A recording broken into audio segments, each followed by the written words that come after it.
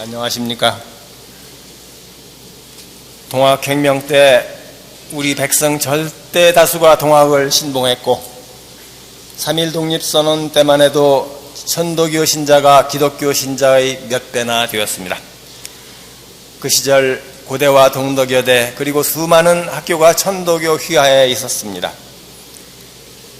일제의 탄압과 박해를 받아서 재산을 빼앗기고 신자 수가 격감하게 되었습니다. 해방 후 북한의 교도를 잃은 이래 가뜩이나 전란과 탄압의 박해에 어려운 지경에 있던 천도교가 남한에서 미국의 양하에 기독교가 교세를 얻고 원불교, 증산교 등 유사 인접 종교들이 득사함에 따라 점차 악화되어 오늘에 이르렀습니다. 우선 우리가 처한 문제점이 무엇인가를 한번 생각해 봅시다.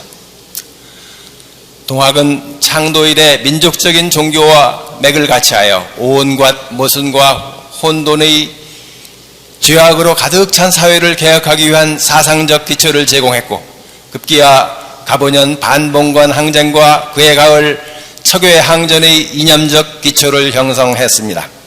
가보전란 후 을사늑약을 거치면서 우여곡절 끝에 현도시대에 들어온 동학은 천도교로 다시 태어나 종교와 정치를 일치시키자는 성신쌍전 내지 교정일치, 또 다른 말로 하여 교정쌍전 이라는 기치하에 국권회복 운동의 주역이 되었습니다. 가보년 봄 전봉준이 봉기할 적에 동학군의 강령의 하나로 이 교정쌍전이 충효쌍전과 비슷하게 연상되는 말로 생겨났습니다. 종교 본연의 자세를 견지하는 것도 중요하지만 그에 못지않게 시대적 사명인 구국운동에 진력해야 한다는 것을 의미하는 것이었습니다. 의암성사는 그 기치하에 천도교 구국단을 결성하여 독립운동의 기초를 마련했고 그 결집된 역량으로 3.1 운동을 일으켰습니다. 그 결과 대한민국 임시정부가 탄생하여 국권회복의 기틀을 마련했습니다. 일제는 그로 말미암아 파리 강화 회의를 비롯하여 국제사회 도처에서 궁지에 몰리자 그 모든 책임을 천도교에 돌리고 탄압에 나섰습니다. 천도교 재산을 강탈하고 학교 재산을 빼앗아 민족적 교육 사업을 못하게 했습니다. 더구나 그들은 천도교 내부에 잠입하여 신파 구파 싸움을 조장했습니다. 의암성사 순국구 천도교 내에서 신파와 구파가 갈라져서 격한 대립과 투쟁을 겹치면서 개혁의 미망하에 천도교의 전통이 크게 흔들렸습니다. 개혁이 지나쳐 일부 변질된 면도 없지 않았던 것 같습니다. 그에 실망한 허다한 교도들이 등을 돌리기도 했습니다. 천도교가 일제의 탄압에 크게 위축되자 그 무렵 무장투쟁 금지의 원칙을 들고 나온 증산교와 사회 부흥운동을 펴는 원불교와 일어나 어리둥절해진 천도교들을 초대해 갔습니다. 서양열강의 보호 아래 발전해가는 기독교로 흡수된 교도들도 적지 않았습니다. 해방 직후 북한 지역에 그리 많던 천도교도들이 공산치하에서 다시 위축되고 말았습니다. 남한 지역에서는 6.25 전쟁을 겪으면서 미국의 영향하에 기독교 세력이 크게 늘어나자 상대적으로 약화되었습니다. 교정쌍전 내지 교정일치에 익숙하던 천도교인들은 이제 사인평등의 세상이 되었고 잃었던 나라도 되찾아 바야흐로 전후 태평성세가 되었으나 이제 추구해야 할 정치적 사회적 사명이 무엇인지 허탈감에 빠지게 되었습니다. 더러 반독재 투쟁을 벌이기도 했고 더러 통일운동에 나서기도 했습니다. 신구파 갈등이 오래 지속된 것도 교정쌍전에 기인하는 점이 없지 않을 것입니다. 동학은 원래 수심정기로 기지에 점령하는 도학의 중점이 있었던 것이지만 해월신사가 1871년 영해봉기에 가담하여 실패한 다음 은거지를 전전하면서 본래 순수한 도학적 동학에서 사회 변혁운동에 부응하여 그쪽 방면으로 힘을 기울였던 것도 사실입니다. 그리하여 갑오년봄 전봉주는 보국안민 척외의 기치를 들고 농민항쟁을 일으켰고, 가을에는 의암성사 등 교단이 가세하여 척외항전에 합세했습니다. 패전 후에도 동학도는 갑진개혁으로 현도시대를 맞이하여 천도교로 다시 태어나자마자 곧 교정쌍전의 기치를 다시 높이 들고 구국운동의 대열에 나서게 되었습니다. 의암성사는 구암에게 당신은 도에 강하고 나는 행정에 능하니 힘을 합하여 스승의 대를 이어갑시다 라고 설득했으나, 구암은 매사에 의암과 뜻이 맞지 않아 시천교로 갈라졌다고 합니다. 그런 우여곡절에도 의암성사는 천도교를 크게 일으켜 3.1운동을 주도하여 구국의 기초를 놓았습니다. 그런 빛나는 역사 탓인지 지금도 천도교도들 가운데서는 교정쌍전 내지 교정일치는 천도교의 생내적인 이념으로 순수하게 종교적 자체를 견지하는 것도 중요하지만, 그에 못지않게 현실 문제를 인식하고 사회적 정치적 운동을 전개하는 것이 천도교의 이념에 부합하는 것이라고 생각하는 분들이 적지 않은 것 같습니다. 수은 대신사가 창시한 이래 동학의 본래 동학이 해월신사의 은도시대를 거쳐 의암성사의 현도시대를 지나는 과정에 면밀히 살펴보면 애초의 동학과 역경을 거쳐온 천도교의 달라진 면모를 살펴볼 수 있을 것 같습니다. 그러면 이렇게 된 원인을 한번 살펴봅시다. 왕년에 그리 번창하던 천도교가 일제히 탄압과 박해에 쭈그러든 지 근 100년이 되는데 아직도 회복의 기원을 보이지 않고 있습니다. 오늘의 이 대도중 선언이 그 계기가 되기 바랍니다. 비슷한 민족적 종교로 일제치하의 고난 속에 태어나 역경을 겪은 증산도나 원불교의 교세가 실한 것은 왜 그럴까요? 우선 증산교는 창도자 증산 강일순이 무장투쟁 금지의 원칙을 선언하면서 교리 개발에 열을 올렸습니다. 하나님도 끌어들이고 단군도 끌어들이고 심지어는 에펠탑까지 끌어들이는 등 기행을 보였지만, 그들은 기도와 수련과 교리의 실천이라는 종교 그 자체에 충실했습니다. 원불교에서는 어떻게 했을까요? 원불교에서는 수은의 개벽사상을 수용하면서 불법을 주체로 여러 종교사상을 총섭 융통하여 시대적 발전을 위해 생활 속에서 불법의 지혜를 부단히 신철할 것을 설법했습니다. 거창한 정치운동보다는 고난받는 민중 속에 파고들어서 그들을 제도하며 불법을 가르쳐 생활을 윤택하게 실천하는 진리를 탐구하게 하였습니다. 그런 가운데 그들은 공감을 얻어갔습니다. 그에 비해 천도교는 현도시대를 열어 만백성의 칼체를 받고 번성하여 독립운동의 기초를 놓은 역사적 공헌을 다하고서도 일제의 탄압과 박해로 허물어진 일에 해방된 지 70여 년이 되었지만 아직도 재기를 하지 못하고 있습니다. 나라를 되찾고 시대가 변했는데도 아직도 교정쌍전 또는 교정일치라는 데 혹시 사로잡혀 있는 것은 아닐까요? 어느 종교에나 이념적인 면이 있고 투쟁적인 면이 있습니다. 그 비율이 종교학자들에 의하면 대개 80대 20 정도가 되는 것이 보통이라고 합니다.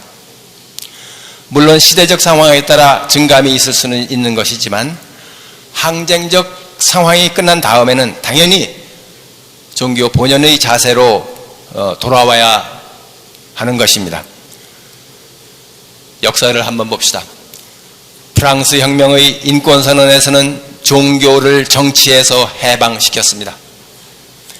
그것은 시민이 중세적 종교의 굴곡의 잔재에서 벗어나려고 부르짖는 구호이기도 했지만, 그로 인해서 종교 분리의 대원칙이 확립되었습니다. 그래서 그랬는지 구한말 그 지독한 탄압과 박해의 시기에서도 천주교도들은 무수히 순교를 당하면서도 반란을 일으킬 생각을 하지 않았습니다. 그에 비하면 천도교에서는 싸우다 죽을지언정 순도하는 일이 드물었던 것 같습니다. 동학의 창도자 수은 대신사께서 모범을 보인 것을 제외하고 그 이외에 어떤 분이 있었든지 생각이 많이 나지 않습니다. 해월 신사께서 1871년 영해봉기에 가담하여 실패한 후에 반성을 하셨습니다. 신사께서는 1894년 가보년 봄 동학봉기 시에도 도로서 난을 작하면 안 된다, 이렇게 말씀하시면서 도에 충실할 것을 역설하셨습니다. 그런데 그해 가을에 척외항전에서는 여러 급박한 사정으로 인해서 총기포령을 내리게 되었습니다. 전란의 실패로 동학의 싹은 다시 잘렸습니다. 고목에서 다시 움튼 동학은 10년 후 천도교로 다시 태어났습니다. 의암성사가 현도시대를 열어 천도교가 우리나라 제1의 종교로 구국운동의 기초를 놓아 3.1운동을 일으킨 것은 가히 신화적인 일입니다. 그것은 그분이 내건 교정쌍전의 기치하에 이루어졌습니다. 그 기치하에 국권상설기에는 갑진개혁과 3.1운동으로 역사의 새로운 장이 열렸습니다. 전후 나라를 되찾고 봉건적 잔재가 사라져버렸으니 이제 그 의미를, 교정쌍전의 의미를 다시 새겨보아야 하지 않을까요? 어떻게 우리는 개혁을 해야 되겠습니까? 어떻게 해야 대도중의 새 달을 열 수 있겠습니까? 무릇 종교는 인간의 능력으로 이르기에 불가능하여 지극하기만 한 신의 경지에 닿아 그 신령스러운 힘과 지혜에 감응하고 싶은 심정에서 우러나온 것입니다. 그것은 대자연에 비해 연약하기 이를 데 없는 인간이 하늘을 경배하고 그 뜻을 가늠하여 살아가고 싶어하는 기본적 성정에 부합하는 것으로 개인과 가정과 국가 사회의 발전에 지대한 영향을 미쳐왔습니다. 그런 까닭에 필부는 그런 초인간적인 능력으로 기적을 보여주고 신의 언어를 인간의 언어로 변형하여 보여주는 교조를 경배하게 됩니다. 그리고 그 연장선상에서 그 후계자나 주변 인물들까지 추앙하여 받들게 되는 것입니다. 불교와 기독교의 경우 교조가 종교를 창제한 지 언 2000여 년이 지나 많은 부분이 전설화되었지만 신도들은 오늘도 그런 것을 아직껏 사실처럼 믿고 싶어합니다. 교조의 뜻을 해석하여 전하는 현세의 교주에게도 신의 화신으로 보려고 합니다. 수은 대신사와 해월 신사의 행적 가운데도 신비롭기 이를 데 없는 것도 많이 있습니다. 의암성사도 일제강점기 하에 앞날을 예견하고 지기와 용기를 발휘하여 구국의 기틀을 세워 신화나 전설에 나올 수 있는 그런 영웅담을 남기셨습니다. 그런 난세에서만 그런 교주가 나타나는 것일까요? 의암성사 순국후 교주제가 점차 빛을 잃어가고 임기 교령제로 바뀌고 난 다음부터 교령은 교주가 아니라 행정적인 일을 하는 교단의 최고 기관으로 된 것 같습니다. 그러한 개혁 역시 일제의 공작에 의해서 된 것인지 아니면 평균주의를 좋아하는 우리 민족 특유의 행태인지 유심히 살펴볼 일입니다. 임기 3년의 교정제는 가급적 여러 명이 교령의 지위를 돌려가며 누릴 수 있게 하고 적기의 권력이 바뀌게 하는 행정적 편의를 도모하기 위해 만든 것으로 보입니다. 단임교령제 하에서 교주의 면모가 사라진 채 어느 공익법인과 비슷한 것으로 여겨지고 운영된다면 종교적인 면모의 회복을 기대하기는 어려울 것입니다. 그런 사무 중심의 편인적 체제 하에서 천도교가 왕년의 전성기를 어떻게 찾을 수가 있겠습니까? 단임교령제를 개선하고 여건과 분위기를 조성하는 길도 있을 것입니다. 교령의 임기도 충분히 늘리고 연임도 가능하게 하여 권위와 책임을 무겁게 하는 방향도 연구해 보는 것도 좋을 것입니다. 권위에 부여받은 것 이외에 스스로 쌓아올린 업적이나 남다른 능력이 두드러지면 더욱더 좋을 것입니다. 권위를 뒷받침하기 위해 때로는 장엄한 의식도 필요할 것이고 권력구조를 개선하여 합리적인 단합을 유도하는 방안도 연구해 볼 수 있을 것입니다. 지금 그 옛날 우리의 스승님들 그 대도주 체제 그런 것도 참 그리워지는 때입니다. 아까 정법사님께서 훌륭한 말씀 해주셨는데 저런 분을 대도주로 모시면 어떨까? 저도 그런 생각을 느꼈습니다. 종교의 위상은 기본적으로 교조 이래 지내내려온 교리와 역사적으로 이어온 전통에 의해서 설정됩니다. 인류 역사에서 4대 성인은 술이 부작하여 말씀은 하시지만은 스스로 쓰시진 않으셔가지고 제자들이 대를 이어 성현의 말씀을 금과 옥조로 알고 갈고 닦아 사람들의 입에 휘자하는 작품을 만들어냈습니다. 증산교나 원불교에서도 교조가 일찍 죽어서 그 제자들이 말씀을 적어내리고 윤문을 하고 또 윤문을 하여 아름다운 문체로 가슴에 와닿는 경전을 만들어냈습니다. 그에 비해서 우리 천도교에서는 수은 대신사가 워낙 탁월한 분이셨기에 득도하신 후 단기간에 아름다운 가사체 명문을 다수 남겨주신 것은 참으로 우리에게 커다란 축복입니다. 그것이 해월신사의 노력으로 20년 후에 동경대전과 용담유사로 출간되어 오늘의 경전으로 내려오고 있습니다. 그러나 그것은 교조 말씀 그대로여서 생경하리만큼 생생하고 정확한 그분의 목소리를 들을 수 있어서 얼마나 좋습니까? 그런데 온 100여 성상의 세월을 거치는 동안 언어가 달라지고 또 문화가 변해서 요즘 자라나는 세대에게는 그 해득이 어렵기만 하겠습니다. 그럼 이 변화된 세상에서 우리는 어떻게 해야 되겠습니까?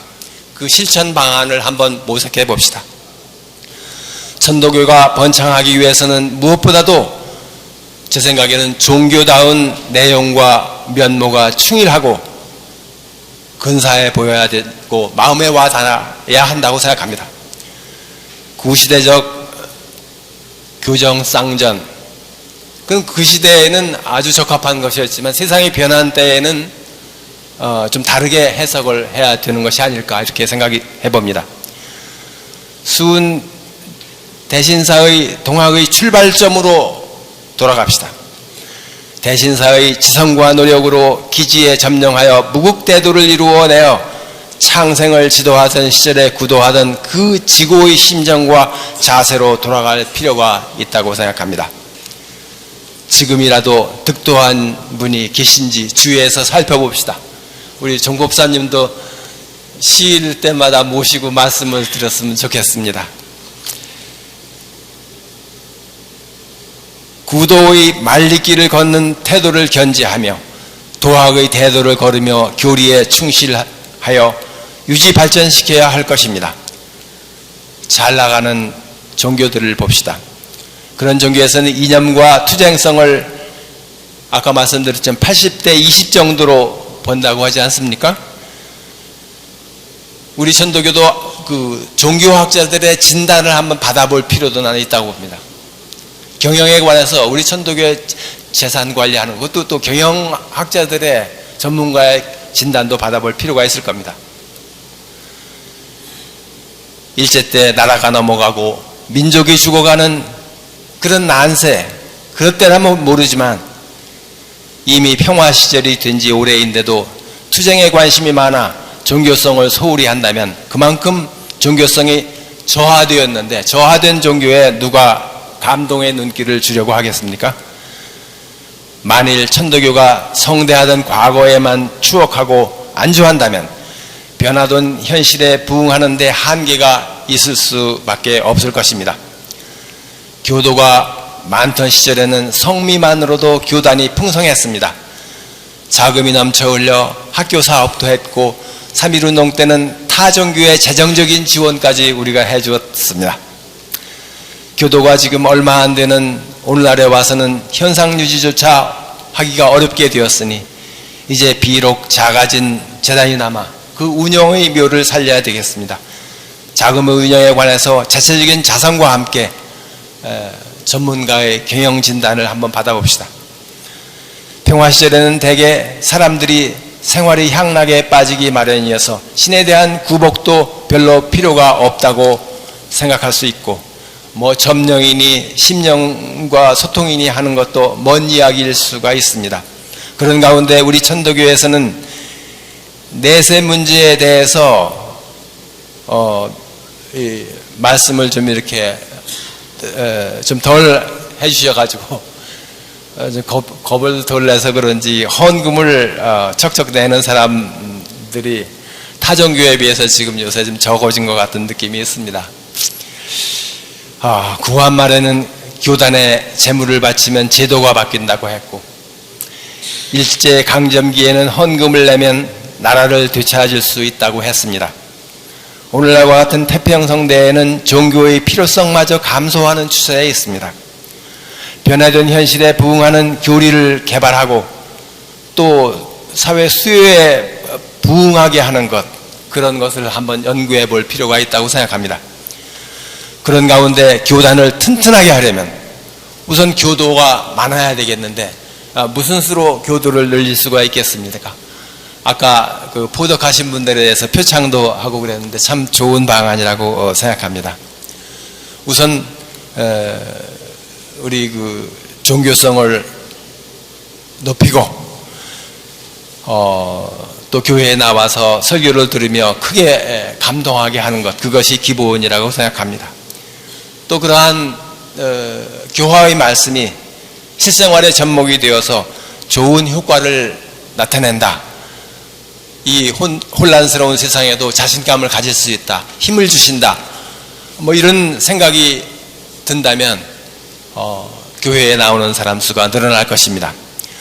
교리와 설법이 충실해지고 경건한 분위기에 감동적이고 점령할 수 있는 이런 분위기가 된다면 찾아오는 사람이 늘지 않겠습니까?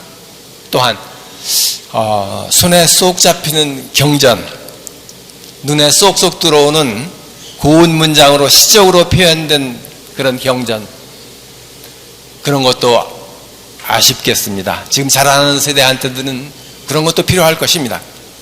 거기서 느끼고 감동한 효과가 실생활의 효험으로 나타나게 해야 합니다. 동료 교도들마저 훌륭하게 함께 같이 어울리며 같이 공동 생활을 하고 싶은, 함께 놀고 싶은, 공통제에 들어오고 싶은 생각이 나도록 해야 되겠습니다. 교회에 새 사람이 와도 소개하지도 않고 누가 왔느냐 묻지도 않고 가면 가나보다 눈길조차 주지 않는다면 도무지 공동체의 일원으로 되고 싶은 생각이 잘 나지 않을 것입니다. 잘 나가는 다른 교회를 한번 봅시다. 신인이 찾아와 소개하고 인도하는 것을 신에 대한 책무로 알고 열과 성을 다하고 있습니다. 이제라도 우리 동도 여러분들은 포덕의 채무를 인식하고 또 포덕을 잘하게 하는 도인들에게 수시로 상도 주고 인센티브도 주고 한껏 격려하는 그런 방책을, 아주 역동적인 방책을 마련해 보면 좋겠습니다.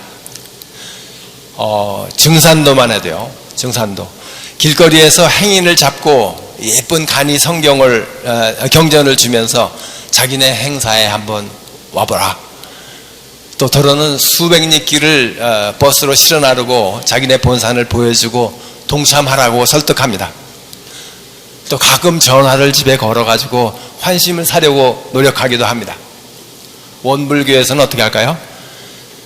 길가 다니는 거지들에게도 다가가서 우리 함께 기호를 믿어봅시다. 우리 교회에 나오십시오. 인과응보로 금생에서도 내생에서도 복을 받을 수가 있겠습니다. 이렇게 설득합니다. 실제로 그들은 빈말이 아니라 생활 공동체를 형성해서 일대 성공을 거두었습니다. 이런 중생구제라고 할까요? 실제 생활에 뛰어들어서 서로 감동을 같이 하는, 고난을 같이 하는 그런 동덕의 세상이 필요하다고 나는 생각합니다. 원불교도 증산교도 훌륭한 대학과 학교들이 몇 개씩이나 있습니다. 우리 천도교에서는 왕년에 고대와 동덕여대 등 하고 많은 학교가 있었다고는 하지만 일제때 다 뺏겨버리고 난 다음에는 주눅이 들어버린 것 같습니다. 아직껏 대학이 하나도 없습니다. 교리를 연구해 바라고 학문적으로 가르칠 곳이 없게 된 것입니다. 근데 제가 듣건데 그 전에 천도교 대학을 설립할 기원이 몇 번 있었다고 합니다. 근데 무슨 알기 어려운 명분을 내세워서 외면해 버렸다는 그런 설이 있습니다.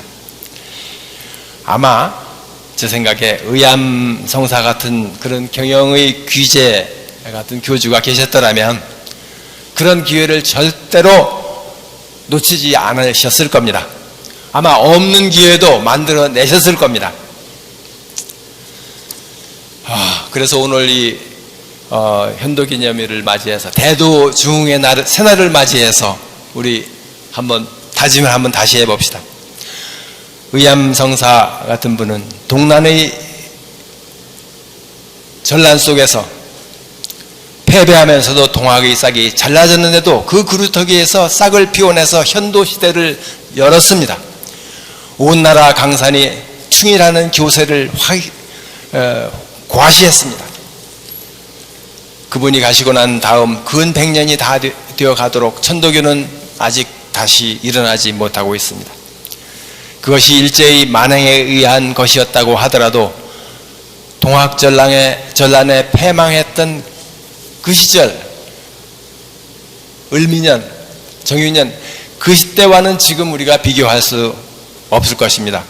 그분이 계셨다면 아마 다시 일어나고도 남음이 있었을 겁니다. 교세가 번창하여 대로를 열었을 것입니다. 그것이 왕년의 신구파 싸움의 결과였다면 그건 이미 오랜 세월을 지났고 또 그런 싸움을 주도하던 분들이 지금 다 잡고 하시고 안 계세요. 이제 광복하여 새 나라를 다시 차라 경제 발전도 하고 세계에서 유수한 국가로 우리나라가 성장하였습니다. 이제 이런 복된 세상에 태어난 우리 후예들은 과거의 잘못을 바로잡고 새로운 출발을 할 각오를 해야 할 것입니다. 오늘날 수은 대신사가 계셨다면 어땠을까? 해월신사께서 계신다면 어떻게 하셨을까? 의암성사께서 계시다면 어떻게 하셨을까? 그분들이 어떻게 생각하시겠고 어떻게 행동하시겠고 이런 것을 우리가 오늘 이 현도기념일을 맞이해서 또 대도중흥의 날을 맞이해서 한번 곰곰이 생각해 봅시다. 경청해 주셔서 대단히 감사합니다.